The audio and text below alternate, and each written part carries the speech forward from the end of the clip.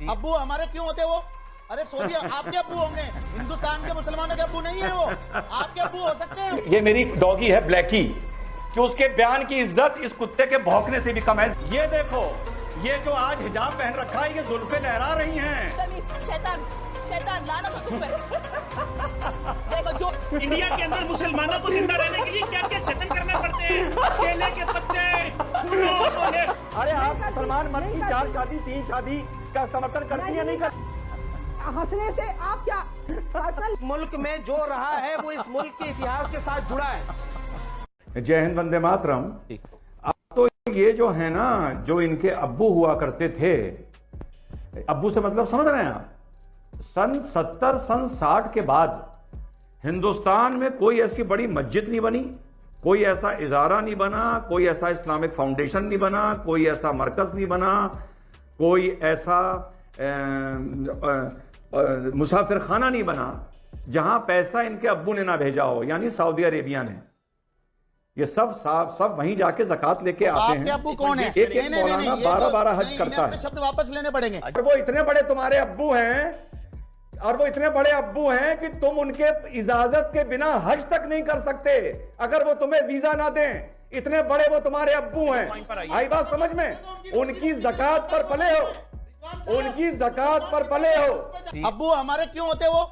अरे सऊदी आपके अब्बू होंगे, हिंदुस्तान के मुसलमानों के अब्बू नहीं है वो, आपके अब्बू हो सकते हैं वो, रिजवान साहब। और आप जो हंसकर और ये बातें करते हैं ना, आप संजीदा ही नहीं है आप डिबेट में। पता नहीं आपको क्यों बुलाते हैं लोग। आपका नाम लिया? नहीं, आपका नाम लिया? नहीं तो मुसलमानों के कैसे के बाप हो सकते हैं वो? सऊदी अरब से हमारा क्या ताल्लुक है? हम हिंदुस्तान में रहते हैं, हिंदुस्तान के कानून को मानते हैं, देश के संविधान को मानते हैं। ये कौन होते हैं हमारे अब्बू बताने वाले? अब्बू इनके होंगे वो। आपका तो नाम नहीं लिया उन्होंने। आपका नाम लिया हाजी मेहरा? मुसलमानों का नाम लिया, आपका नाम सारे मुसलमानों का नाम लिया। मस्जिदों में पैसे की बात बताई। अरे कोई पैसा सऊदी अरब से मुसलमान नहीं लेता यहाँ पे। हाजी मेहरादीन आगे बढ़ने दीजिए, डिबेट मत स्पॉइल करिए। नहीं अब बात शांत रहिए, मैं आपका नाम लूंगा तब आप बोलेंगे। बस आप शांत हो जाइए।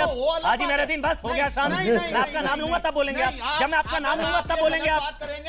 अरे गलत सही मैं तय करूंगा, अपनी तय करेंगे, अपनी बात अपनी टर्न। यानी कि आप नहीं, आपको कोई नहीं बोलने देगा, फिर आपको कोई नहीं बोलने देगा। अरे आप कौन होते हैं तय करने वाले? ठेका ले रखा है क्या धर्म का? क्या ठेका ले रखा है क्या धर्म का? हमने ले रखा ठेका हमने। आपने धर्म का ठेका ले रखा है? ये कहां से टेंडर, ये टेंडर कहां निकला था? अब आगे सुनिए। कितना हिस्सा वहां जाता है? अरे इसको बंद करवाओ। हाजी मेरा दी। अरे इसको बच्चों को करवाओ यार, ये क्या तरीका है यार? कहां से जाहिल पकड़ के लाए हो? समझ गया मैं। ओवैसी साहब ने ये बोला क्योंकि उस आदमी का इतना कद है जिस पे हम रिएक्शन दे सकते हैं। इस आदमी का इतनी औकात नहीं है, मैं किसी का नाम नहीं ले रहा, कि जिस पर हम रिएक्शन दें। ओवैसी साहब ने बोला प्राइवेट स्कूलों का सर्वे करो। ओवैसी साहब ने बोला आरएसएस के स्कूलों का सर्वे करो। वाह वाह वाह वाह। तो रुको जरा, सब्र करो। अब क्यों हंस रहे हो भाई?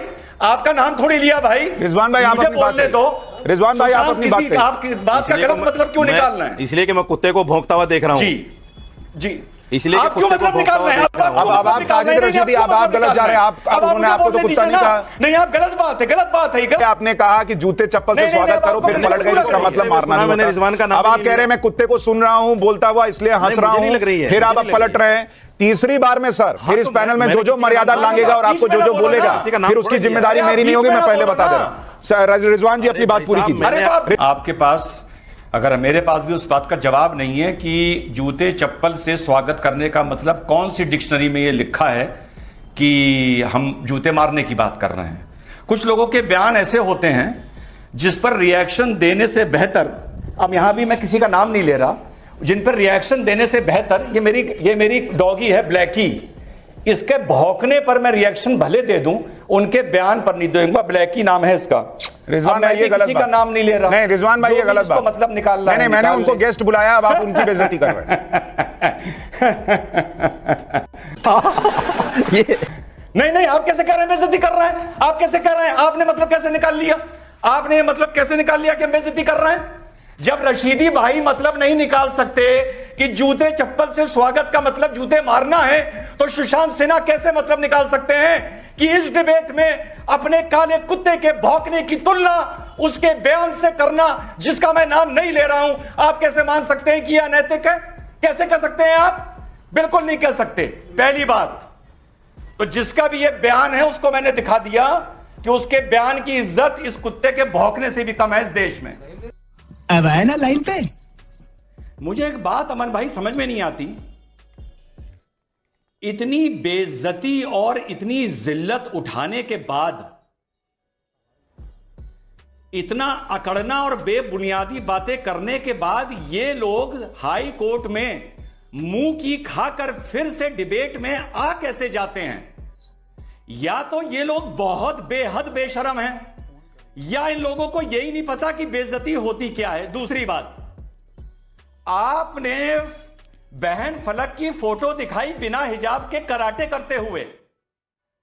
अरे शहजाद भाई, कभी कभी कराटे बिना हिजाब के करने पड़ते हैं, कोई बात नहीं। जरा ये देखिए फलक की पार्टी की फोटोआं, पार्टी की देखो शहजाद, पार्टी की देखो, ये देखो, ये देखो, ये जो आज हिजाब पहन रखा है ये जुल्फे लहरा रही हैं, ये देखो शहजाद, देखो भाई क्या बात करते हो? और अब क्या है? बात खत्म कर लूं? जी बिल्कुल बिल्कुल डॉक्टर, बात खत्म कर लूं? जोकर जी यस, जोकर जी। करिए बात। अमन भाई, अमन भाई जी बोलिए सर। ये बहरूपिये हैं, ये नौटकबाज हैं, ये नाटकबाज हैं जो पार्टी में जाते हैं बिना हिजाब के और टीवी में आके बैठ के हिजाब पहनते हैं और मुसलमानों को भड़काती हैं ये लड़कियां। ये नाटकबाज हैं। कितने बार क्लियर करना चाहिए? कितने बार क्लियर करूं? समझ नहीं आता। दिमाग में खाना खाते हो, घास खाते हो क्या? बार बार कोई असल मुद्दे पे बात करो ना भाई।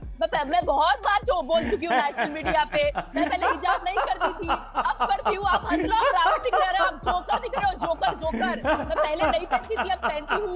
मैंने कराटे नहीं छोड़ा, मैं आगे भी देश को रिप्रेजेंट करूंगी, देश के लिए जीतूंगी, पूरी कोशिश करूंगी जीतने के लिए। और बदतमीज आदमी, रावण रावण, बदतमीज, शैतान शैतान, लानत हो तुम पर। देखो जोकर हंसता है, जोकर की तरह पागल। देखिए एक मिनट, ये बढ़िया था गुरु। देखिए अमीश भाई, मुझे आज आपकी एक बात समझ नहीं आ रही है, बुरा ना मानिएगा। मुझे लगता है जैसे आपके सीने में दिल ही नहीं है, आप बेदिल इंसान हैं। अरे साहब, 70 साल से एक आदमी कश्मीर का ढोल बजा रहा था, उसकी खा रहा था, उसकी पी रहा था, उसकी पहन रहा था। हमारे बेदिल प्रधानमंत्री ने और बेदिल हमारे गृह मंत्री ने 70 सेकंड में उस पर पानी फेर दिया, भूखा मार दिया, कपड़े उतार दिए, नंगा कर दिया। अब क्या वो बोलेंगे नहीं पाकिस्तानी? आपके सीने में दिल ही नहीं है? चीमा, मैं तुम्हारे साथ खड़ा हूं, हिंदुस्तान का मुसलमान। इस दुख की घड़ी में तुम लोग नंगे हो गए हो, नंगे। और तुम्हारे लिए ये लेके आया हूं केले का पत्ता, और इसमें मैंने बना दिए छेद। अपने प्रधानमंत्री से कहो ये केले का पत्ता लपेटे और जाके यूनाइटेड नेशन के बाहर सीढ़ियों पर बैठे। ये हिंदुस्तान का मुसलमान का पैगाम है तुम्हारे लिए, और मैं तुम्हारे साथ खड़ा हूं आज, मैं तुम्हारे साथ हूं। क्या क्या जतन करनी पड़ती है इंडिया के अंदर जिंदा रहने के लिए? इंडिया के अंदर मुसलमानों को जिंदा रहने के लिए क्या क्या जतन करने पड़ते हैं? केले के पत्ते, फूलों को ले फूल पेश करने पड़ते हैं बीजेपी को, आरएसएस के पांव को हाथ लगाने पड़ते हैं। भाई क्या क्या करना पड़ता है आपको?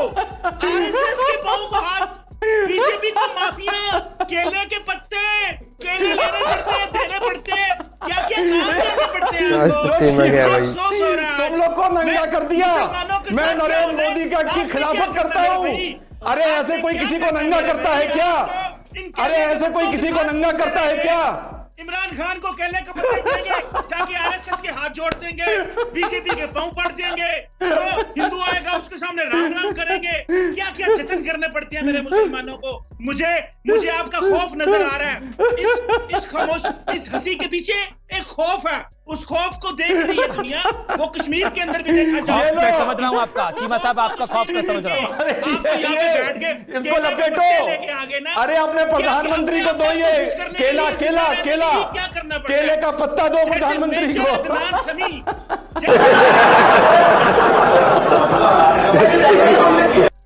अब हम लोगों को अपनी एक आइडेंटिटी बनानी थी। अब जैसे ये कैंपस फ्रंट ऑफ इंडिया है, इसने लड़कियों को ये नहीं सिखाया कि बेटा आप लोगों को कम से कम क्लास में शुरू के टॉप 5 पोजीशन में कम से कम 2 या 3 पोजीशन पर मुसलमान लड़कियां आनी चाहिए। हम आपके लिए कोचिंग करवाएंगे, आप पढ़िए, मेहनत करिए, आईएएस बनिए। नहीं, उनको एक अच्छा तरीका मिला मुसलमान की आइडेंटिटी बनाने का, भैया हिजाब पहन लो और हिजाब के नाम पर बवाल कर दो। और जैसे इन्होंने सीए में किया था, ये हर बवाल में कुछ ये शेरनियां पैदा कर देते हैं, शेरनियां। आहा, सीए के टाइम पर एक दादी पैदा कर दी थी, वो दादी दादी का हल्ला मचता रहा, अब इन्होंने ये शेरनी पैदा कर दी।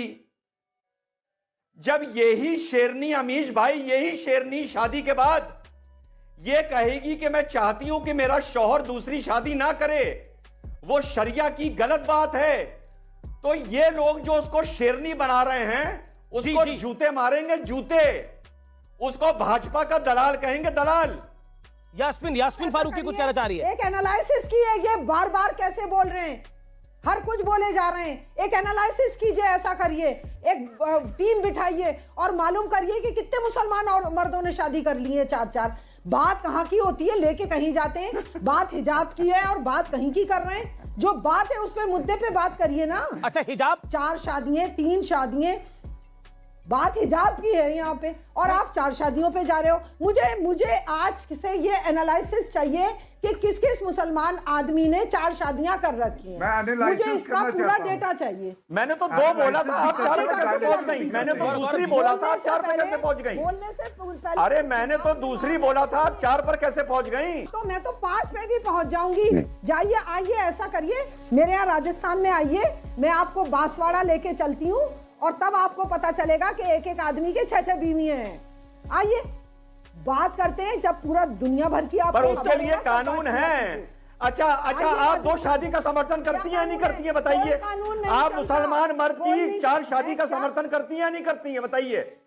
अरे आप मुसलमान मर्द की 4 शादी, 3 शादी का समर्थन करती है नहीं करती?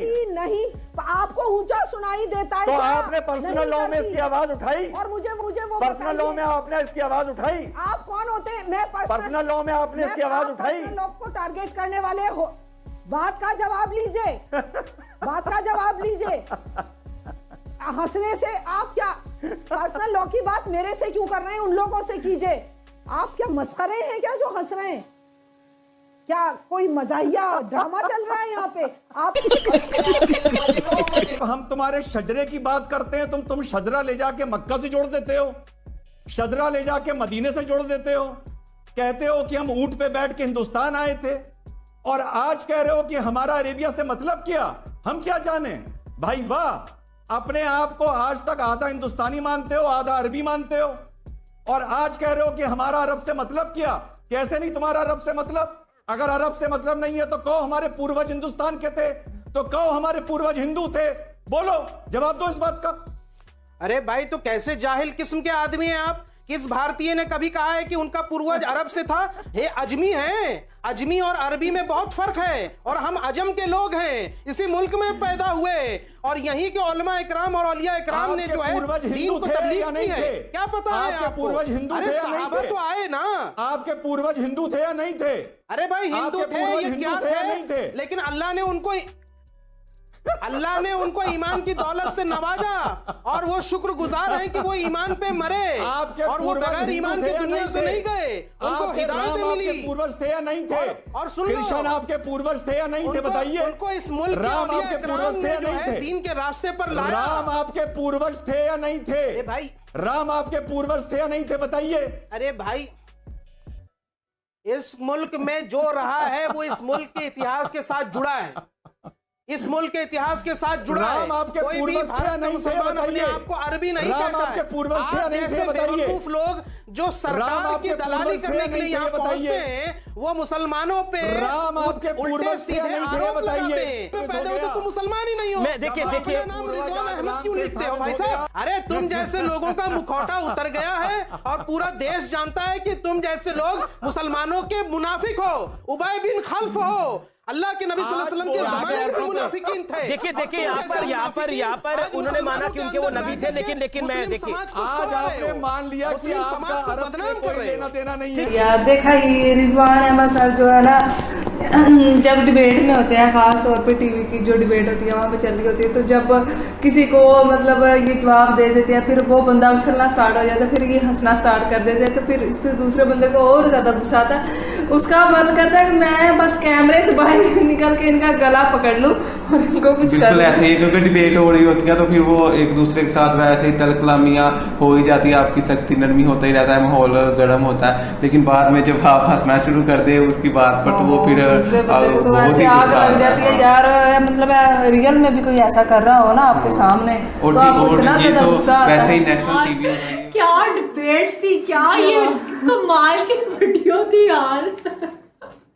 मतलब रिजवान अहमद हर किसी के मतलब बैंड बजा रहे थे, बोलती बंद, और कुछ कहते भी नहीं है तो अगले बंदे को हूं जो है ना बोलने मारने लगते। और जिस तरह से मैंने देखा है कि जब उनसे क्वेश्चंस पुट अप करते हैं उनको इतनी तकलीफ होती है कि वो हर, जैसे कहते हैं ना कि मर्यादा, वो सब भूल भाल के इतने गंदे वर्ड्स और जिस तरह से वो बोलते हैं वो देख के शौक लगता है। फिर जब वो वैसा बोलते हैं तो ये जो रिजवान जी हैं ये भी वैसे ही फिर उनको बताते हैं। और उनका एक तो वो केले वाले पत्ते वाला, दैट वाज फैंटास्टिक। इससे पता रहता है, और वो जो डॉगी लेके आ गए थे, चीमा यही सब करते थे, ये असलियत है इनकी। और उसके बाद जब थोड़ी पॉपुलैरिटी मिली है तो अपना कर लिया। हाँ, और अब अपना किया क्योंकि इंडियन व्यूअरशिप है तो इस एक्सट्रीम पे जाते नहीं है।